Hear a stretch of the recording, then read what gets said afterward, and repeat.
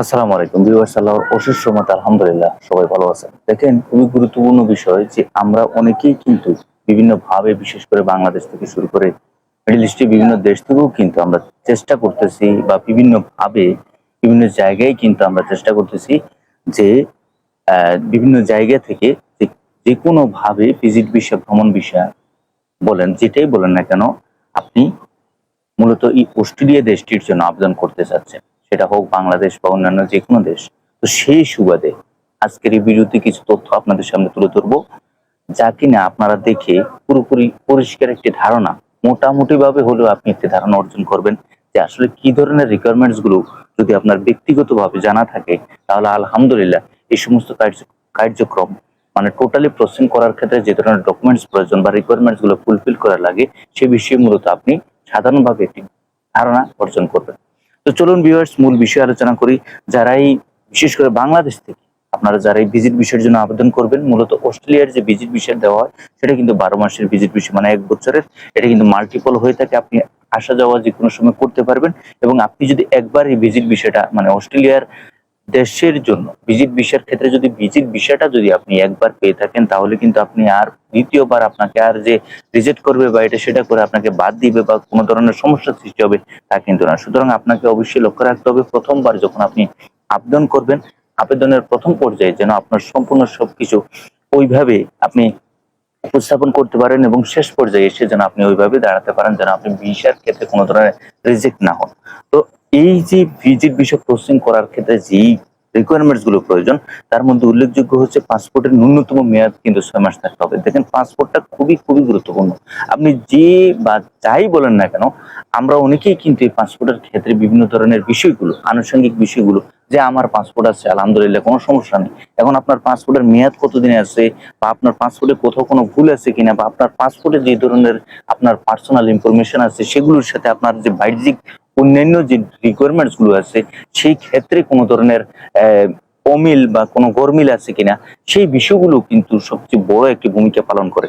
আমরা এই যে পাসপোর্টের ক্ষেত্রে আপনার যে মেয়াদটা, এটা ন্যূনতম 6 মাস। এটা হচ্ছে ন্যূনতম। যখন আপনি আবেদন করবেন, আপনার ভিসা অ্যাপ্লিকেশনটা সাবমিশন করবেন ভিজিট ভিসার ক্ষেত্রে, তখন আপনার এই ন্যূনতম মেয়াদটা কিন্তু 6 মাস থাকতে হবে। এই 6 মাস থাকা কিন্তু আসলে সর্বনিম্ন যেই নিয়মটা সেটা, এবং মেয়াদের যেই সর্বনিম্ন যে সময়টা সেটা কিন্তু আপনার চেষ্টা থাকতে হবে, বা আপনার অবশ্যই লক্ষ্য রাখতে হবে যেন আপনার এই 6 মাসের উপরে, মানে এর বেশিও যেন 1 বছরের উপরে বা তারও বেশি সময় আপনার পাসপোর্টে থাকে। তাহলে আপনি টোটালি পাসপোর্টের দিক থেকে সম্পূর্ণ নিশ্চিন্তে থাকবেন। পরবর্তী যে বিষয়টা, ব্যাংক ব্যালেন্স। দেখেন, এই বিষয়টা এত গুরুত্বপূর্ণ, আপনি কখনো কোনো একটা রিকোয়ারমেন্টস ভিজিট ভিসার ক্ষেত্রে আপনি ফেলে দিতে পারবেন না, বা আপনি এটাকে কিন্তু যে অবহেলা করবেন তা কিন্তু না। এই যে ব্যাংক ব্যালেন্সটা, আমরা অনেকেই প্রশ্ন করে দেখি যে ভাই, আমি একজন ব্যক্তি বা আমার সাথে আমার ফ্যামিলি নিয়ে যেতে চাচ্ছি, বা আমরা ট্যুরে যেতে চাচ্ছি 2-3 জন মিলে। এই সুবাদে আমরা প্রতি আসলে আমরা কত টাকা ব্যাংক ব্যালেন্স দেখাবো? এই জিনিসটা আমরা অনেকেই বুঝতেছি না, বা বুঝার জন্য ওই ধরনের কিন্তু যে একটি ধারণা সেটা আমরা খুঁজে পাচ্ছি না। আমি আপনাদের এই বিষয়ে একটি ধারণা দিতে চাই যে ব্যাংক ব্যালেন্সের ন্যূনতম যেই টাকাটা আপনি জনপ্রতি রাখবেন সেটা হচ্ছে যে 5 লক্ষ টাকা জনপ্রতি। এবং আপনার যে বিগত 6 মাসের ব্যাংক স্টেটমেন্ট ও সলভেন্সি সার্টিফিকেট আছে সেটা কিন্তু আপনাকে দেখাতে হবে। অনেকে 2 থেকে 3 মাস বা 4 মাসের সলভেন্সি সার্টিফিকেট বা আপনার যে ব্যাংক ব্যালেন্স আছে সেটা দেখান, কিন্তু না। এই ব্যাংক স্টেটমেন্ট বা সলভেন্সি সার্টিফিকেটটা কিন্তু আপনার বিগত 6 মাসের অবশ্যই আপনার থাকতে হবে, এবং ভালো একটি ট্রানজাকশন পূর্ণ সলভেন্সি সার্টিফিকেট, ব্যাংক স্টেটমেন্ট আপনার অবশ্যই দিতে হবে। ব্যবসায়ীদের ক্ষেত্রে অনেকেই বিজনেস বিষয় নিয়ে যেতে চাচ্ছেন, তো ব্যবসায়ীদের ক্ষেত্রে কিন্তু এই বিষয়টা অবশ্যই লক্ষ্য রাখতে হবে যে ট্রেড লাইসেন্স ইংরেজিতে, আপনার অনুবাদ সহ নোটারি কপি, কোম্পানি প্যাড এবং ভিজিটিং কার্ড ইংরেজিতে থাকতে হবে। এই বিষয়টা খুবই গুরুত্বপূর্ণ। এই সমস্ত বিষয়, প্রত্যেকটি বিষয় কিন্তু আপনার ইংরেজিতে থাকতে হবে। তাহলে কিন্তু আপনার বিজনেস ভিসার ক্ষেত্রে বা বিজনেস ভিসার ক্ষেত্রে যারা যেতে চাচ্ছেন, যে রিকোয়ারমেন্টস গুলো প্রয়োজন এগুলো যদি আপনার ইংরেজিতে নোটারি করে কপি করা থাকে, কোম্পানির প্যাড বলেন, কোম্পানির ভিজিটিং কার্ড বলেন, একটু যদি সম্পূর্ণ ডকুমেন্টস গুলো যদি আপনার ইংরেজিতে নোটারি করা থাকে, আলহামদুলিল্লাহ এই ক্ষেত্রে আপনার ভালো একটি, মানে আপনি যদিও জমা দেন, জমা দেওয়ার পরবর্তী পর্যায়ে এম্বাসির তরফ থেকে আর কোনো ধরনের কোনো আপনাকে বলবে না যে এটা আবার পুনরায় রিঅ্যাপ্লাই করেন। সুতরাং এই বিষয়গুলো অবশ্যই আপনাকে জানতে হবে। চাকরিজীবীদের জন্য, বিশেষ করে অনেকে চাকরিজীবী আছেন, কোম্পানির বড় বড় কোম্পানিতে চাকরি করতেছেন বা এটা সেটা, তাদের ক্ষেত্রে আরেকটি বিষয় হচ্ছে যে আপনারা যারাই চাকরির উদ্দেশ্যে চাকরি করতেছেন, এমত অবস্থায় আপনি বিভিন্ন দেশ, বিশেষ করে অস্ট্রেলিয়া দেশটিতে আপনি ভ্রমণ করতে চাচ্ছেন, তো সেই অনুসারে আপনার এনওসি লেটার, ভিজিটিং কার্ড, আপনার অফিসের আইডি কার্ডের কপি এবং স্যালারি অ্যাকাউন্টের স্টেটমেন্ট এবং স্যালারি অথবা পে স্লিপ। দেখেন কতগুলো বিষয়, আমরা অনেকে চাকরিজীবী আছি যে আমরা অস্ট্রেলিয়া বা ইউরোপের বিভিন্ন, বিশেষ করে এই ভিডিওতে যেহেতু অস্ট্রেলিয়ার বিষয় সম্পর্কে আমরা বলতেছি, তো অস্ট্রেলিয়ার এই যে চাকরিজীবী যারা আছেন তারা অস্ট্রেলিয়াতে যাওয়ার জন্য আপনার অবশ্যই এনওসি লেটার, কোম্পানি থেকে নো অবজেকশন লেটার, এটা নিতে হবে। তারপর হচ্ছে আপনার ভিজিটিং কার্ড, আপনার অফিসের আইডি কার্ডের কপি এবং স্যালারি অ্যাকাউন্টের স্টেটমেন্ট, আপনার যে বেতন আসতেছে প্রতি মাসে আপনার অ্যাকাউন্টে সেটার একটা স্টেটমেন্ট আপনি দিতে পারেন। এবং পরবর্তীতে আপনার যেই সলভেন্সি অথবা পে স্লিপ, এগুলো আপনি দিতে পারেন সম্পূর্ণ সবকিছু। সাথে সাথে আরেকটি বলে রাখি, আপনার ছবি, এই ছবিটা আপনি কখনো পুরাতন কোনো ছবি দিবেন না, অবশ্যই নতুন আপ টু ডেট ছবি দিবেন। মানে আপনার বর্তমান যে ফেস কাটিং আছে তার উপর ভিত্তি করে আপনি ছবিটা দিবেন, এবং ছবিটা যেন 35x45 হয় সে বিষয়ে অবশ্যই খেয়াল রাখবেন। ব্যাকগ্রাউন্ড এবং ম্যাট পেইন্ট, এটা কিন্তু সাদা ব্যাকগ্রাউন্ড এবং ম্যাট পেইন্ট আপনি ছবিটার ক্ষেত্রে কিন্তু অবশ্যই আপনাকে বিষয়গুলো লক্ষ্য রাখতে হবে।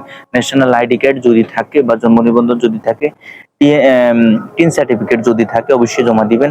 এবং আপনার অ্যাটেচ ডকুমেন্ট, আপনার যে সম্পত্তি আছে, আপনার যেই প্রপার্টি আছে, আপনার বর্তমান পরিস্থিতির আলোকপাতে আপনার ব্যক্তিগত সম্পত্তি যেগুলো, সেগুলো হতে পারে বাড়ি, গাড়ি, ফ্ল্যাট, বা আপনার কোনো ধরনের আপনার ল্যান্ডের মালিক, বা এ টু জেড সম্পূর্ণ সবকিছু আপনার কিন্তু এই বিষয়গুলো আপনি অবশ্যই, যে আপনার এই সম্পত্তিগুলো আছে, আপনার এই প্রপার্টিগুলো বাংলাদেশে, আপনি এই প্রপার্টির মালিক বা এটা সেটা, এই বিষয়গুলোর টোটাল মূল্য বা এটা সেটা সম্পূর্ণ একটি দলিল আকারে আপনি জমা দিতে পারেন।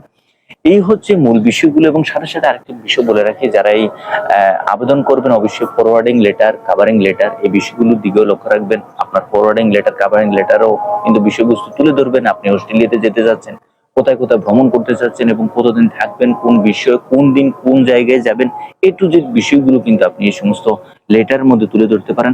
সাথে সাথে আপনারা আপনাদের যেই টোটাল মিলে আপনারা কয়জন যেতে যাচ্ছেন, জীবন বৃত্তান্ত থেকে শুরু করে সম্পূর্ণ সবকিছু মিলেও কিন্তু আপনি একটি পেপার জমা দিতে পারেন। এবং আপনার hotel reservation, ticket reservation, A to Z সম্পূর্ণ সবকিছু কিন্তু আপনি অনলাইনে কপি আকারে ডেমো কপি হিসেবে আপনি জমা দিবেন ভিসা অ্যাপ্লিকেশনের সাথে। এই হচ্ছে মূল বিষয়গুলো, সম্পূর্ণ সবকিছু মূল বিষয়বস্তু আপনাকে বুঝে শুনে তারপর রিকোয়ারমেন্টস আপনার টোটাল মিলে এ টু জেড প্রত্যেকটা রিকোয়ারমেন্ট যেন কোথাও কোনো ভুল না থাকে, একবারে পুঙ্খানুপুঙ্খানুভাবে আপনি ওইভাবে জমা দিবেন, যেন প্রত্যেকটি বিষয়ের ক্ষেত্রে আপনার কোনো ধরনের কোনো ভুল ভ্রান্তির শিকার না হয়। আপনার এই ফাইলটা আপনার যে আশা ভরসা নিয়ে আপনি জমা দিতে চাচ্ছেন সেই অনুসারে যেন পরবর্তীতে আপনার বিফলে না যায়। আশা করি মূল বিষয়গুলো আপনারা বুঝতে পারছেন। সবাই ভালো থাকবেন, সুস্থ থাকবেন। আগামীতে নতুন কোনো আপডেট নিয়ে খুব শীঘ্রই আপনাদের সামনে উপস্থিত হবো। আল্লাহ হাফেজ।